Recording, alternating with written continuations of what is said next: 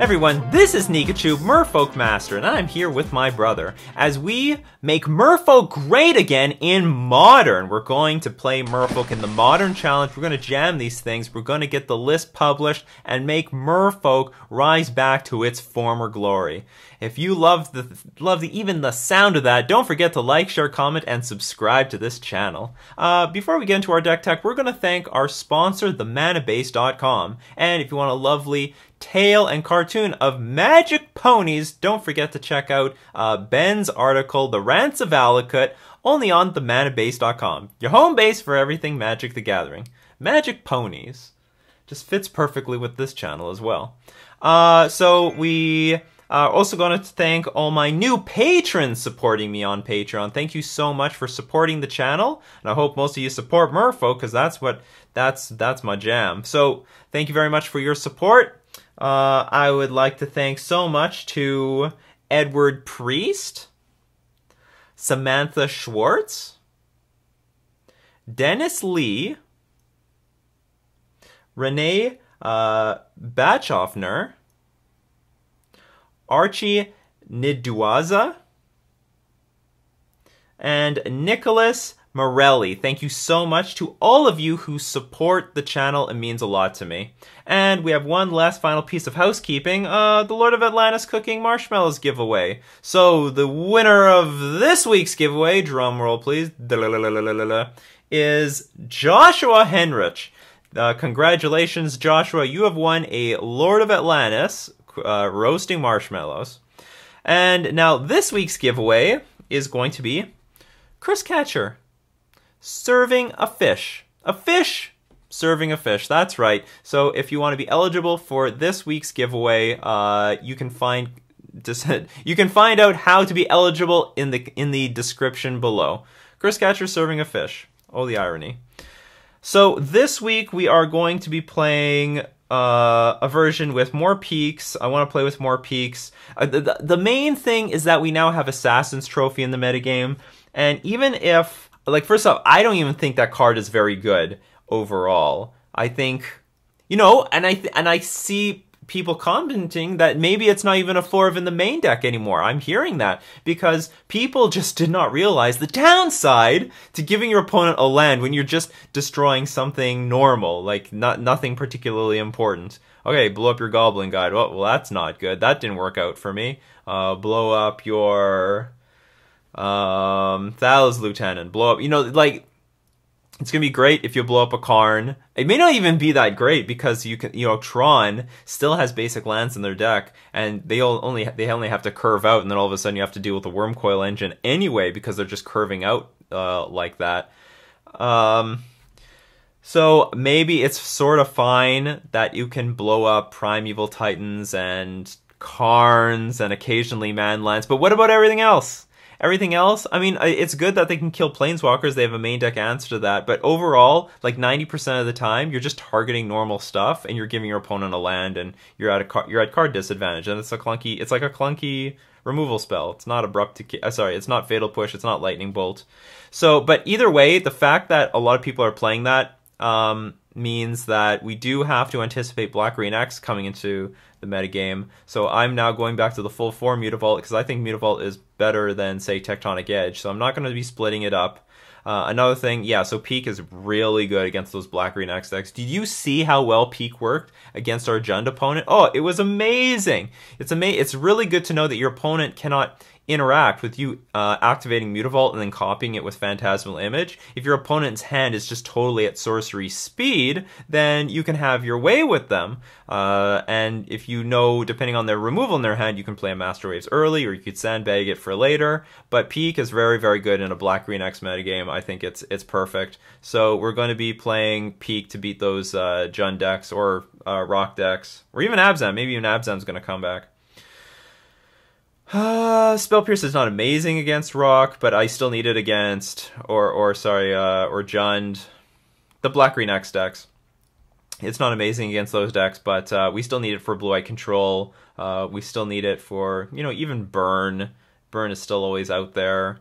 What else do we need it for? Just general combo decks. You know, I'm comfortable with 2 Spell Pierce. I don't know if we need it. Like, I considered, you know, either this being 2 Marrigery or maybe being another 2 Mistcaller. Because I love the idea of having Marrigery in this deck, but I don't know what to take out. Like, I really put a lot of importance on Peak. I really like that card. And I think you've seen in my games how it's really helped me quickly win games or efficiently win games or help me win games at all, only because I was able to have access to my opponent's hand.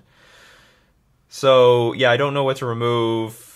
I mean, I could see these going to the sideboard. We kick out the Relic of Progenitus or maybe Tectonic Edge. I don't know how important this is. I still like the card, but I don't know how important it is. And we put some Marrigery. I think Marrigery is well positioned. I think it's a pretty good beatdown card. I just don't know what to take out for it. We're going to play with some Wanderwine hubs because the Black-Green X decks are coming back. They're going to play Choke. They always did. Because Blood Control has been so dominant, so popular. So I'm going to be playing with some Wanderwine hubs. I'm playing with them, but it's a bit awkward because I have 26 creatures in the deck, but 4 of them are Phantasmal Image. 4 of them are not Merfolk. This could end up backfiring on me. 22 is like fine, but it's at a point where I feel like I would say 24 is more comfortable. At 22, I foresee Wanderwine Hub being clunky somewhere for some reason, somehow. But I don't know what other non-basic land I can put in the deck. I don't want to put any more caverns. I'm hard not going further. I want at least 15 blue sources in the deck to cast Deprive. Otherwise, if you go less than 15, then you are going to start to get mana screwed, like a serious amount. And I mean, it's perfect would be like 16 blue sources, but I think Cavernous Souls is good enough that I want to keep it around. Yeah, I mean, I think it's still fine against counterspell decks. You sometimes want to put it on Wizards so you can get your Venser in play uncounterably. So, yeah, that's about it. Going to the sideboard, still the usual suspects. We've moved the Tectonic Edges to the sideboard. I still want a density of Tectonic Edges because I think it's still important to beat Tron. Tron is still popular. I don't think Assassin's Trophy is going to, like, knock Tron down. I could be wrong, but I think Tron is more resistant than that. I think you just blow up one thing, they're going to get a land, they'll just hard cast their stuff. I mean, once they have 5 mana, they can essentially still play, like, O-Stone and then crack it, right? Yeah, so I still think Tron is going to be a big deck. It might be brought down a smidge, but like I don't think it's going to slow down enough. So yeah, so I'm still playing the Tectonic Edges. And Relic of Progenitus is really just for Storm, KCI, just basically those 2 decks. Yeah, like those are 2 decks that are pretty popular online. I mean, you still, like, occasionally get Dredge and Living End, I guess, but I think I have a lot of interaction for Living End, and I think my deck overall is pretty poorly positioned against Dredge. So, I don't know, maybe I need the help, but like Relic does still hit a lot of decks, so it's worth the sideboard slots. I don't know if I want to dedicate so many cards to the sideboard. I mean, maybe I should give more respect to KCI. That's still a really big deck right now. I don't know if it's going to be brought down by any means by Black-Green X. I don't know how that matchup comes. I don't know how that matchup plays out. So if Black-Green X becomes a big thing and pushes KCI out, maybe I don't even need Relics at all. But like, I think KCI is a dangerous enough deck that I should have some meaningful interaction against it. And of course, we're still playing 4 gut shots. Humans has been going, like, I've saw some of the lists. Humans seems to be getting less and less popular. It might be because people are moving to Spirits. It also just might be because the better players are now moving to Standard, because that's the format that's more important right now. Guilds of Ravnica have just been released, so maybe they're moving to Standard, and like we're just not seeing humans around. So I don't know how important these gut shots are, but it still hits humans, hits spirits, hits infect, hits tons of decks. Gut shot is great. So aside from that, I think that's about it. Yeah, so let's move into round 1. Alright, so it's round 1. We lost the die roll. We have a 1-lander on the draw, so we can't keep it. We have to mulligan. Yeah, we can keep this. It's sort of clunky, but, you know, it's powerful. Dude, I'm going to keep that on top. That can help contribute to a turn 4 kill. This whole hand is like, has turn 4 kill written on it. Okay, so now the hand got worse, but we are up against Black-Green X, the new Ass Trophy archetype. What kind of Black-Green X? I have no idea.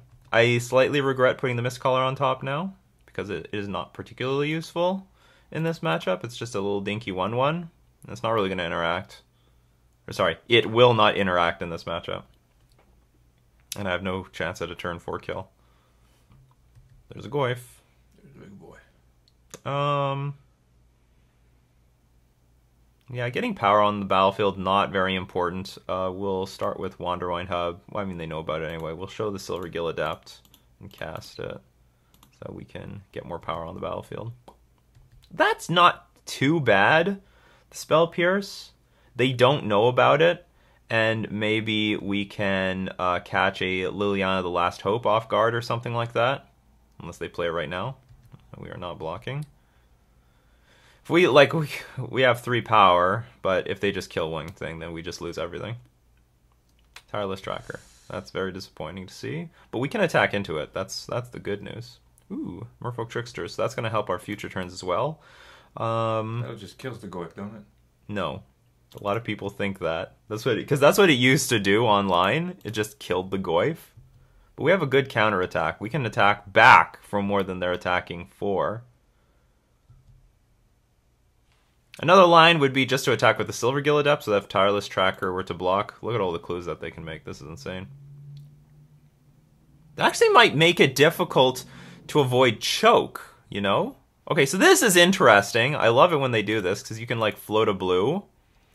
And then we're going to get a second land. And now we actually can cast our Trickster. We'll see what they do. So if they tap out, okay, because otherwise we might want to hold up mana for our Spell Pierce.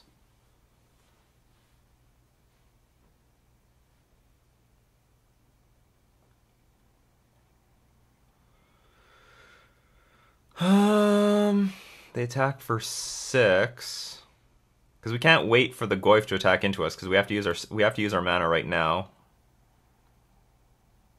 But I don't mind tapping down the Tarmogoyf and then trying to attack into the Tireless Tracker with our huge fleet, our huge army. We have a huge army. And what's the worst that's going to happen?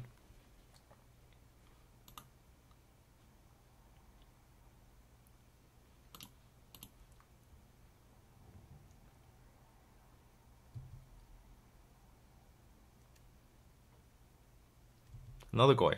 Okay. 3/4. But we can attack into that because we have a Master of the Pearl Trident.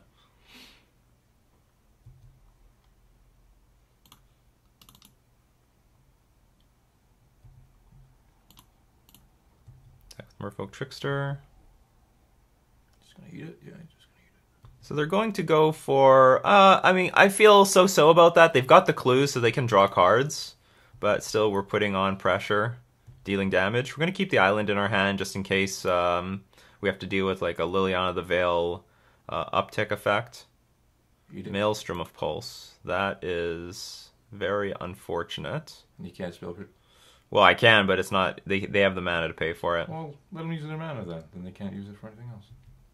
No, but then if they try to play, I don't know, Assassin's Trophy... Oh, do you know what? I guess there was some reason to do it so they can't crack a clue.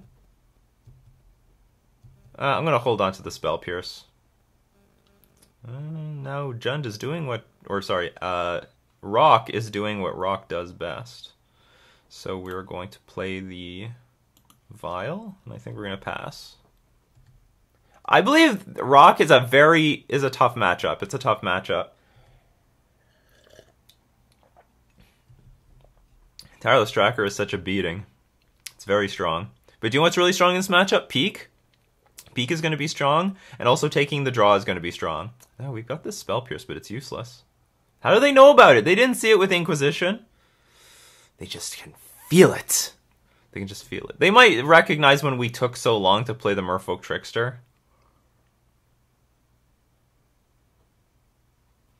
I mean, I guess I'll just burn it right now. I'll tell you what. We're going to show them Spell Pierce, because I'm going to side it out post-board. And then they can play. They can perhaps play around it when we don't actually have it.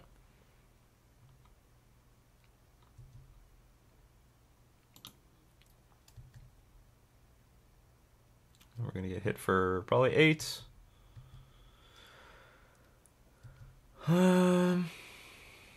You have Chally on the side, yeah? Hmm? You have Chally on the side. What's Chally? Chalice. No. Or no, Relic. Relic. I mean. Chally? Relic, I mean. But you do have that in the sideboard, right? You brought that in. I will think about that one. I could bring that in. It helps against Tarmogoyf, but it doesn't help against anything else. Well, it's Tarmogoyf. Oh yeah, I forgot. So, kicking your ass, right? yeah, they tick up the Liliana. Now they know I have nothing. They have no reason not to attack. They were probably going to attack anyway. Were they afraid of one more Merfolk Trickster? And I'm just dead. Well, I guess that was not the right thing to do. Ooh. To peek into? We can't cast that. Whatever, but not blocking was a mistake. Okay, so my strategy against... Okay, so I have a local black-green expert, Devin Wise. We've jammed millions of games. I never won a single game on the play. I only won my games on the draw. So it was very clear, even in tournaments, that I have to take the draw against black-green rock. Like, it's an attrition-based deck, but they're too mana efficient. It's just full of too many Inquisition Thoughtseize, Fatal Push, Collective Brutality.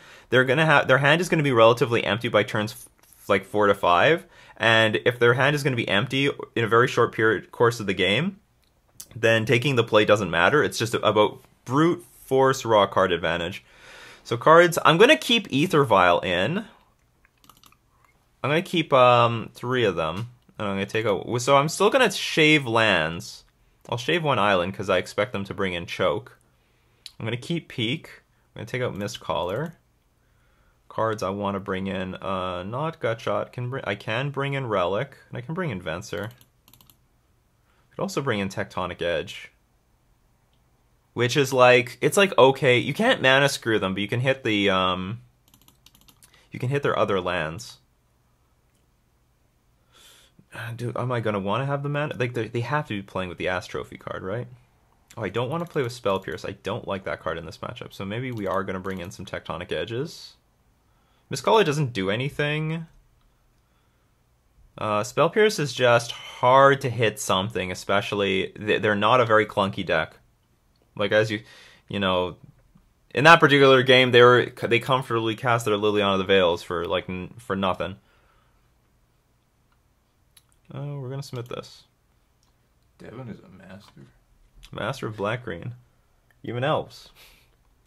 Alright, I would like to play first. No, I don't want to play first. Would you like to play first? No! Take the draw. The extra card matters so much. Yeah, we can keep this. And who knows, maybe we can screw our opponent's play-draw plans up. Do you know what? Something I didn't think about. Maybe I could have sideboarded. Like I said, I haven't been playing. I haven't been like playtesting at all lately because of school. Ooh, Peak or Relic. I guess we're gonna go with Relic. Play Peak later. Ooze. Okay, so I delayed using my Relic because just in case exactly this happened. So I can target myself, eat up my creature, and now Scavenging Ooze has nothing to eat. You're gonna let it starve. Yeah, that's right. Could put a second one down.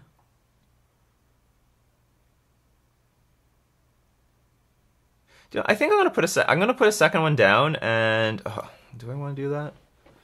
Peak is very interesting. You should peek him now. Maybe I should have peeked on turn 1.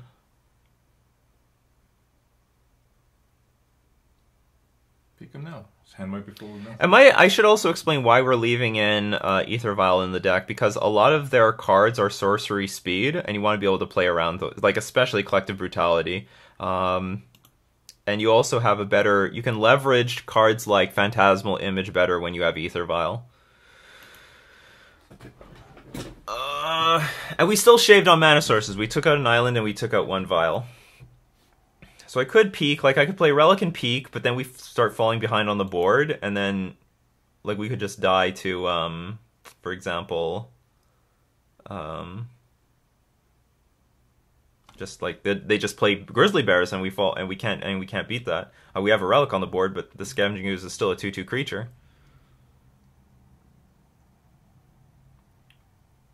perfect would be if we draw on one more land so that we can use Silvergill Adept and cast Massive Trident and Trickster while still holding up Relic. Relic is not that important here. I don't know why I'm trying to defend it. If they Maelstrom Pulse this thing, like, who cares? It's great. So let's play... Peek for card draw. And information. I think I'm going to play the Silvergill Adept first. Let's get our card advantage going. And that is... well, it's fine. I guess I can crack Relic off of that. But I cannot...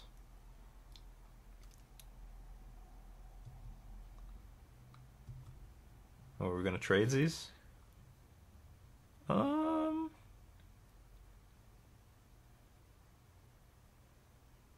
don't do it. Yeah, I think I can be into this. I don't know if I win this war deep in the future, but whatever. So they have another ooze. Okay. And a Hissing Quagmire.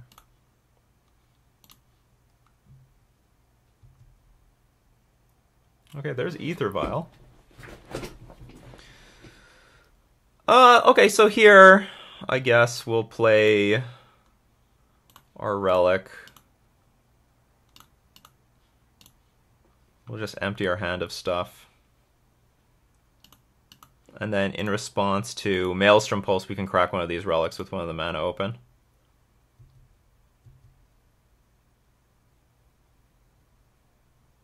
And then hopefully we peek and see what's in their hand. Okay. Each player discards a card.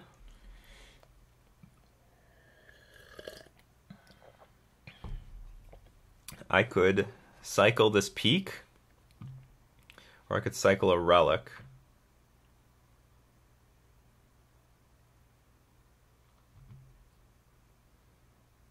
We'll cycle the peek. Maelstrom Pulse, Tireless Tracker, and Liliana the Veil. Okay. Please land. It is a land.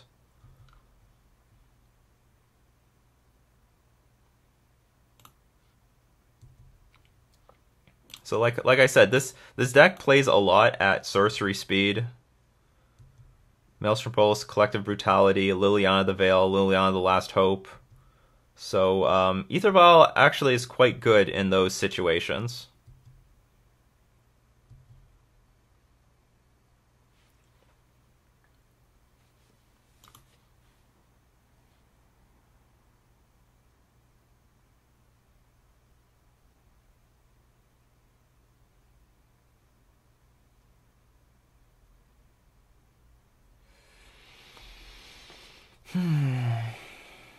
I sort of don't want to attack the Liliana with Mutavault, and the reason for that is that there is a decent chance that they're going to Maelstrom Pulse the Ether Vial, and then I'm just not adding to the board.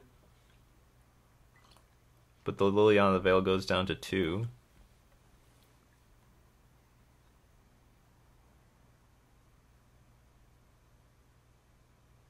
And if they Maelstrom Pulse the Ether Vial, is that bad? Maybe it's not. You know, I've taken a second. I've had a change of mind.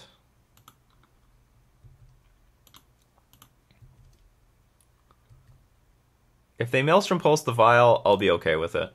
We can still play at flash speed with our Merfolk Tricksters. So here I'm going to crack one Relic. Just hopefully we draw something useless. And while also keeping the graveyard relatively empty. Well, that's not useless. That's actually pretty good. So we're going to dump a Merfolk Trickster.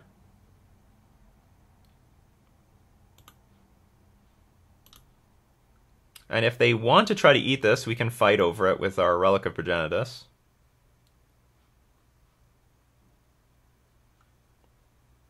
Okay, Tireless Tracker.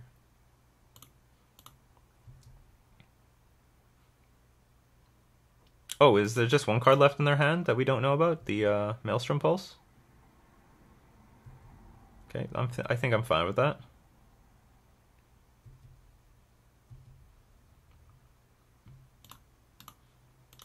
Target ourselves. Get rid of the Merfolk Trickster. Have to turn this game around at some point, though. There's Tectonic Edge. All of these things help.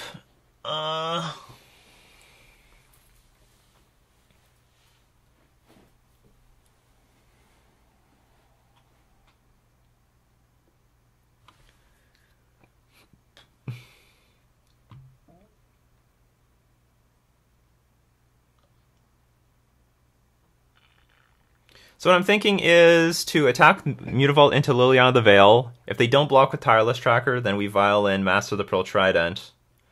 And then after that, I guess we can just play Silvergill Adept, reveal Merfolk Trickster, then draw a card. And we'll be tapped out. But I don't think the Maelstrom Pulse has any particular amazing targets. Okay, so if we plan on playing Silvergill Adept, I shouldn't show anything. And I think they know about my Master of the Pearl Trident.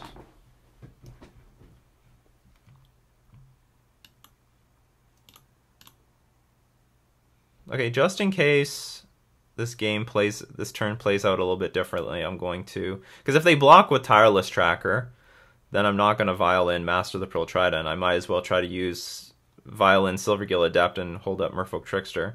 Okay, so that's not going to happen. We'll Violin Master the Pearl Trident. Kill this thing off. See ya. See ya, buddy! Another thing I can do is Violin Merfolk Trickster, tap down the Tireless Tracker to make sure that if they draw a land that they can't utilize it in any way.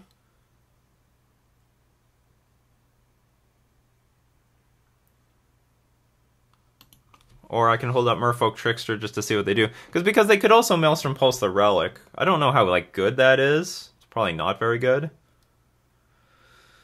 And then alternatively, I can play Silvergill Adept, reveal Merfolk Trickster, just so I can draw a card to protect it from a top deck Inquisition of Kozilek. We could go with that line. I don't think I need to save myself life right now. It's not very important. Ooh. Ooh. Hey, get rid of that Bence. On the way. I can get rid of the Hissing Quagmire. I think I shan't play Bence. So our opponent now going to start drawing cards. Like, Tireless Tracker is worse than Dark Confidant in some ways. But they're choked on mana. They can't crack their clues and play things like Maelstrom Pulse at the same time. And I've got the Tectonic Edge on board. Okay, so they're going to hit the Master of the Pearl Trident.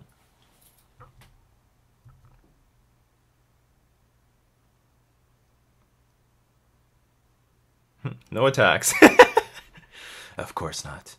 And I cannot use my Relic right now because they'll just in response activate the Scavenging Ooze. Okay, so I don't know anything in their hand right now. Doesn't matter, they're empty-handed. Well, it matters. So we're going to not do anything with this Ether Vial.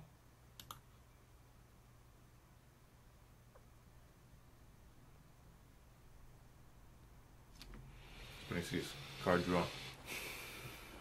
Yes. Yes.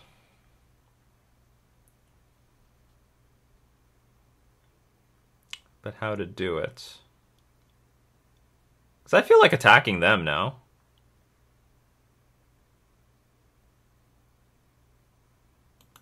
Okay, well, Spreading Seas the Hissing Quagmire.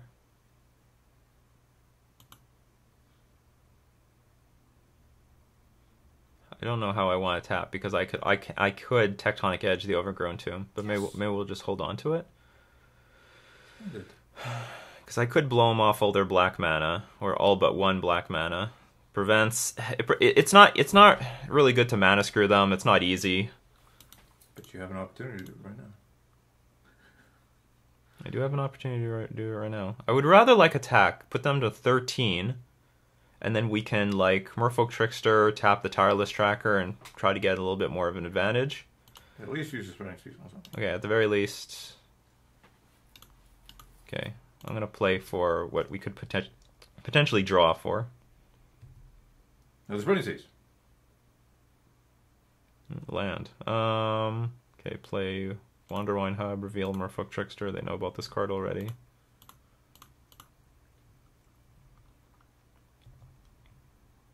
Get in there.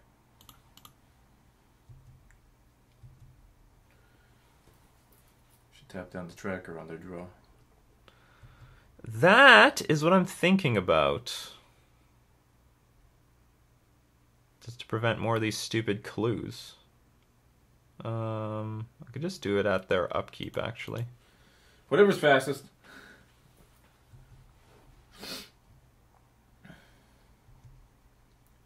Okay, I have to play relatively faster because they're way ahead on time. When you move the little arrows around to the steps, did they see that on their side? Yeah. So now, if they want +1/+1 counters on the tracker, they have to crack the clues right now.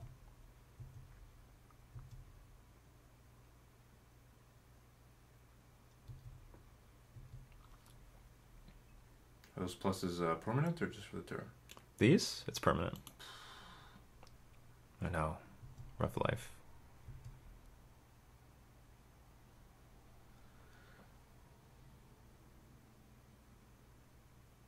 Okay. Not thrilled to see that, but whatever. I will crack the relic because I really want to draw cards. Or do maybe I can wait a turn? No, I'm not gonna wait. I want cards now. That's a good one. It's a card. It is a card. I'm gonna leave the vial on too. We'll play the Cavern of Souls because it's not affected by choke. And I do believe It's time for the master. it's time for the master to arrive. We just have to hope our opponent doesn't find Fatal Push or Maelstrom Pulse or Collective Brutality. That's a lot of... It's a lot of something. So to make their searching more difficult, I'm going to blow up the Overgrown Tomb. So that makes it harder for them to crack clues and find... Say they crack the clue, they find Collective Brutality, they don't have a second land. No good. No good. So how badly can this backfire if I attack with these two things and it doesn't work out? I don't think it's that bad. Master either lives or it doesn't. We're gonna win off the master or not. Okay. This is fine. They're gonna net 1 life, but I have an even number of power in play. Oh, actually, that's not true. The Mutavault's bigger. Better. Better.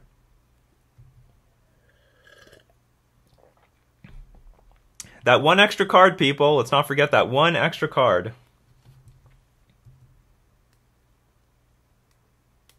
Huh. That's like a sign that I'm dead. You're dead. No. And I'm not going to let the game go on for another second, so let's see what happens here. Block, block, 10, 12. It's lethal. So either they've got a removal spell or they don't. If they had one Fatal Push, they would have just Fatal Pushed the Master.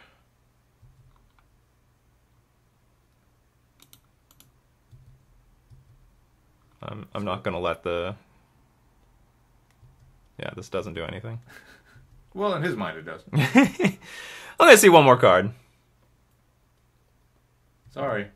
So, the 1 extra card, people. The 1 extra card. We got 1 turn deeper to see that Master of Waves. Alright, you got 7 minutes. And I'm not going to change anything. Tectonic Edge helped too. Taking the draw. Very, very useful. Also, I hope Aether Vial showed to be a little bit useful, being nice and mana efficient. Because they're mana efficient. They're super mana efficient. Their curve is like around 2. And so is ours, but their interaction is all at 1. I mean, our Relic is like also like a 2 mana spell. You pay 1 to cast it, you have to pay 1 to keep it up.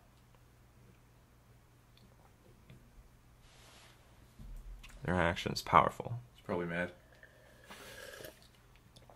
Good. Probably thought he was going to win. Yeah, you know what? Well, I don't know how much black-green X's there's going to be. Like, I know for sure when new cards come out, like when Jace the Mind Sculptor came out, everyone tried every iteration of blue control possible. Jeskai, Blue Moon, Blue White, everything. Anything that could gem Jace the Mind Sculptor. Same thing with Bloodbraid Elf. Everyone tried all sorts. Well, I mean, I don't know if there's all sorts of versions of Jund, but people play tested Bloodbraid Elf a ton. So now that Ass Trophy is out, we can keep this. It's not beautiful, but we can keep it. I see land. I see all sorts of good things. He can get sort of dismantled by an Inquisition of Kozilek, because I can't play anything on turn 2 with said hand right now. Yes, you can. Well, not anymore, you can. Well, I can play the Phantasmal Image if I draw, or if they play something that I can copy. And I will. Like, if they play Tarmogoyf, I'll copy that. No Heck problem. yeah. Oh, I have black mana. Thank you. Ooh. I could turn the Urborg off. Yes. Yeah, I guess we're going to have to do that. If anything, to save myself time. Now, there is a problem with this. I don't know how many Urborgs they play, but if they play another Urborg, they can sacrifice this one, because this is the legendary land.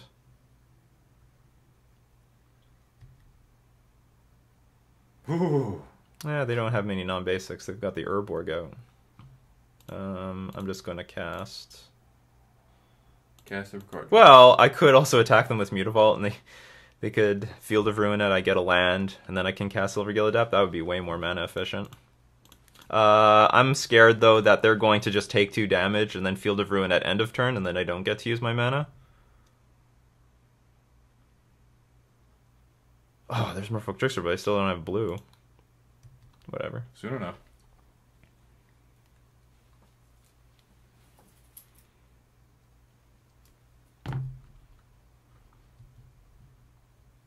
There you go.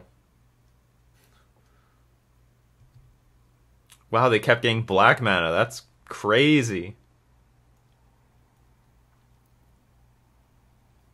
Nothing's gonna get edged. Okay, there's Collective Brutality. We might want to exhaust the hand. Okay, there's Tarmogoyf. Tarmogoyf. That's a Tarmogoyf. Is that new art or old art? That is very old art. Art that's very debatable. I like it. Do you like it? Do you like the old Tarmogoyf? I like the old Tarmogoyf because you don't know what the hell's going on. And frankly, if you're a creature made up of all this stuff, why would you know what's going on? So I could attack with Mutavault, and if they block, we Merfolk Trickster. The other option is I can play a Silvergill Adept and copy it with Phantasmal Image.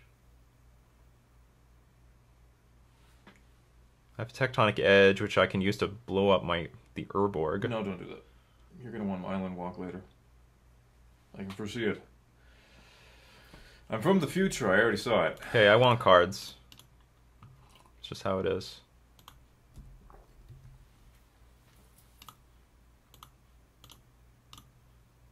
Well, I could also copy the Tarmogoyf to hedge against, like, Maelstrom Pulse. That would be pretty sweet. I didn't think about that. Yeah.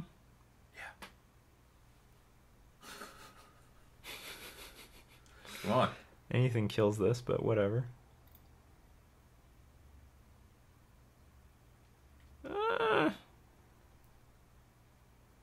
What card are you hoping to draw off of? Just anything. Lands. Just more stuff. Well, you got plenty of creatures. Okay, do you know what? I'm ahead on life. You get all those Atlantises out, game over. Because, like, it's hard to cast Phantasmal Image against this sort of deck. It's very hard. This goof doesn't have trample or anything, does it? No. So you can just block it if you need be. What's this? Damnation? Cletus? Maybe Cletus. Maybe nothing. Oh, Tassiger.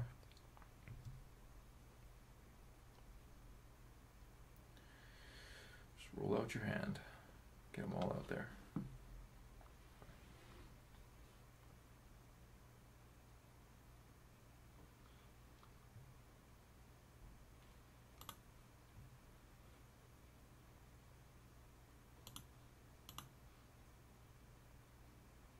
Play pump spells.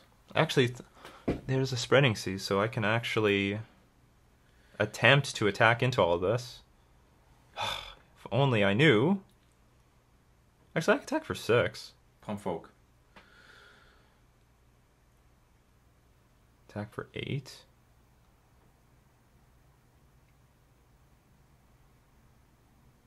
I could attack for 6. I can play Merfolk Trickster. Clock's in the red. Just click buttons. This is all true.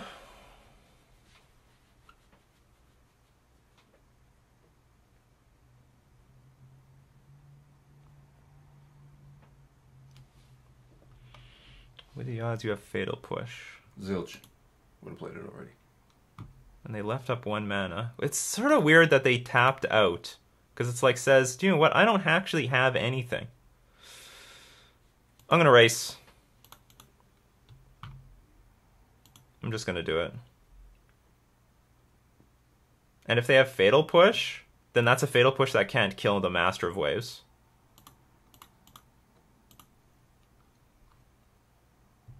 And we're still going to keep 2 creatures on the board to, like, rally back a defense. But like I said, a lot of this deck is sorcery speed. So, could get tight soon. If we draw 1 land, we can play Merfolk Trickster and Lord of Atlantis at the same time. Merfolk Trickster and Master of Waves. We'll sacrifice the Silver Gill Adept. Gonna take 8. Still defend ourselves. It's not over yet.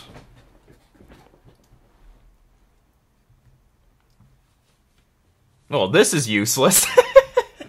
This is the wrong time. Card draw.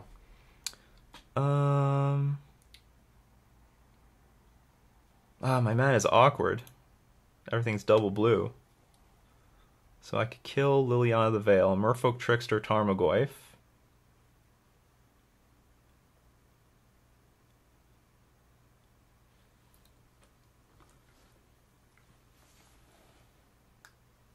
You should just peek for card draw.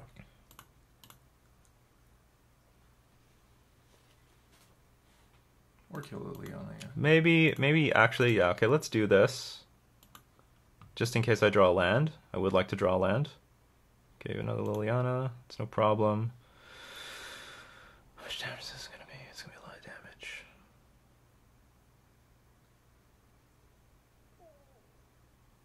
We're going to have to play to get a big Master of Waves. Or actually, okay, so I don't have to do that either. So you have another Liliana the Veil.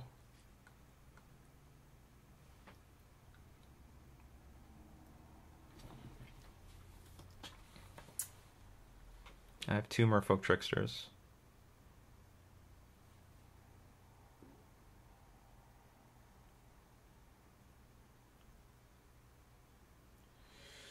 Pass the turn. I think that's what I'm doing here. I'm going to pass the turn.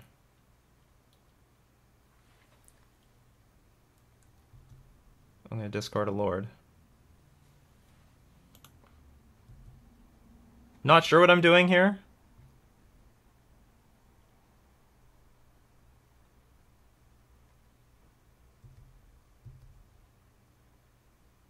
Could just attack with Tasigur. They don't.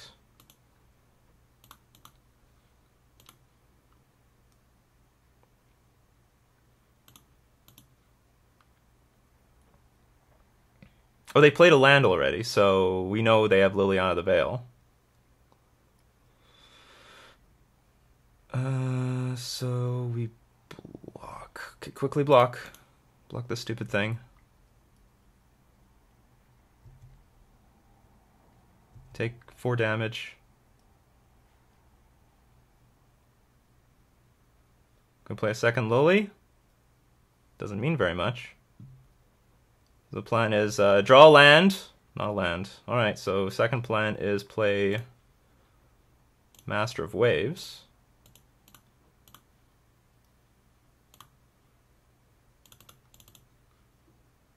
Maybe this plan sucks. And then pass. Okay, I just have to play really fast. And just hope we draw another land. They don't have removal for Master of Waves. Give him a Tarmogoyf.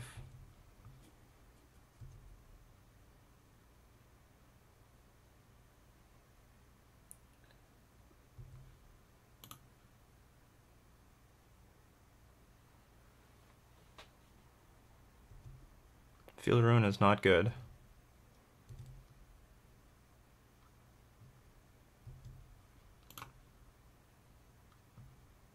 The fact that there's a Liliana in the graveyard is good, though.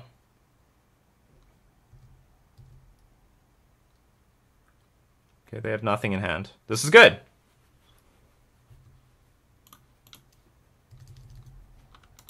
Don't click through your turn. Yeah, something like that. Cool. That is good. But can we win right now? I don't know. I can't tell. Oh, I tapped wrong!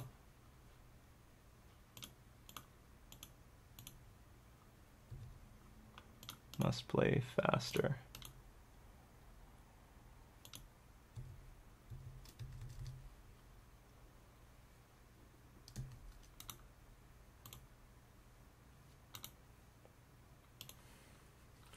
Oh, I'm gonna lose on time. No.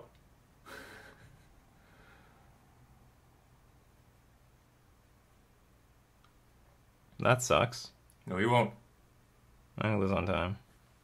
It's actually possible you could win.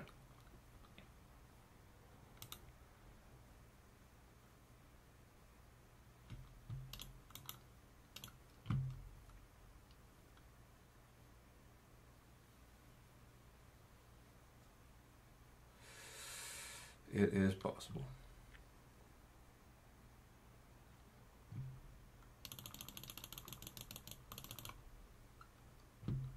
Oh, I can... Fuck it, I don't even want to play Merfolk Trickster. Okay, they're gonna try to use, like, Liliana the Veil. Oh. That's it? Let me block. Shit. I'm gonna lose on time. Oh, no. No, turn this off. Turn this off. No! We're gonna lose on time. Sorry, guys. And I have the win in my hand, too.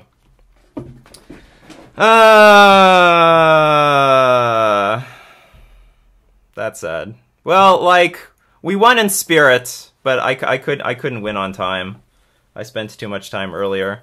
I must say that the players in the challenges play way fast. I don't know if I'm playing slower. You talk a lot. Well, I'm trying to talk to explain my rationale.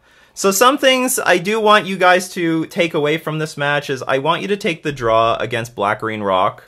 I want you to leave Ether Vial in also against Black Green Rock because I think it's very effective against their sorcery speed removal, which is mostly like Maelstrom Pulse and Collective Brutality, Liliana the Veil, and Liliana the Last Hope. Yeah, we had the game here. Like, what we could, if we had another minute, I could play Merfolk Trickster at end of turn, and then just play a Lord and kill them. That was the route to victory. So I guess the real lesson of today is play faster. Don't talk so much. Play faster. Well, like, the problem is... You're making a video. I am making a video. Where'd you get all that Ferrero Rocher? Oh. Damn. Where? I'm sitting on the thing. Oh, my brother's referring to some chocolates in the background.